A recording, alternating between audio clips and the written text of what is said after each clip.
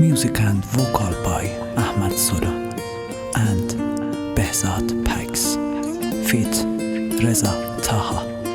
برمودا رکورد.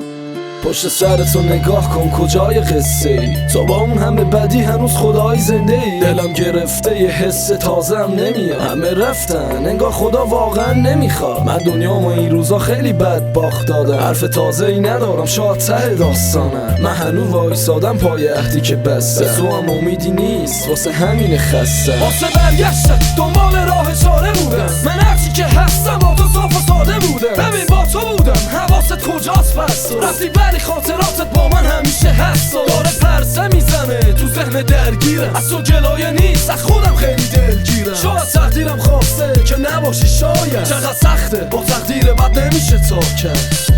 حبس چشات بودم ولی کی دیگه جامو گرفت. خواستم برم که گریه هم جلوی چشممو گرفت. نمک رو زخم من نپاش، عشق تو زخم کاریه. نیستی ببینی این دلم تو این روزا چه خالیه. دست خودم نبود ولی زیادی عاشقت شدم. من روانی رو ببخش اگه مزاحمت شدم. رفتی دلم نمی اومد به رفتنت خیره بشم.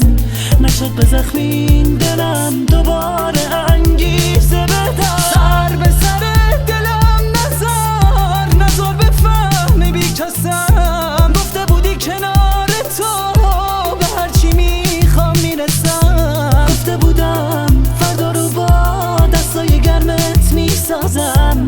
حالا دارم دنیامو به نگاه سردت میباشم. چند تا عکس پاره بعد از خدافزی با تو دیدم عادت داری فرقی نداره کی باشه با تو. بازم تو نبودتم شب بودم تو حالت مستی. دست به گوشی میشم میگیرمت صدات میگه هستی. همینطور و ورا جدا نمیشی تو ازم.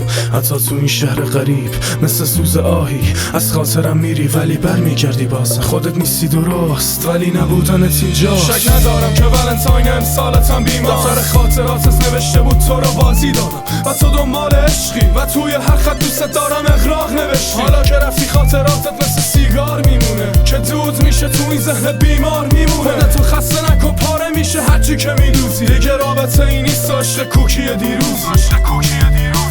دست خودم نبود ولی زیادی عاشقت شدم. من روانی رو ببخش اگه مزاحمت شدم. رفتی دلم نمی اومد به رفتنت خیره بشم.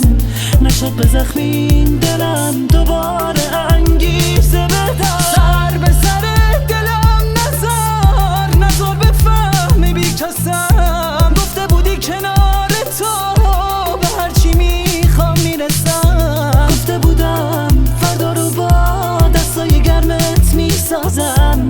حالا دارم دنیامو به نگاه سردت میباشم.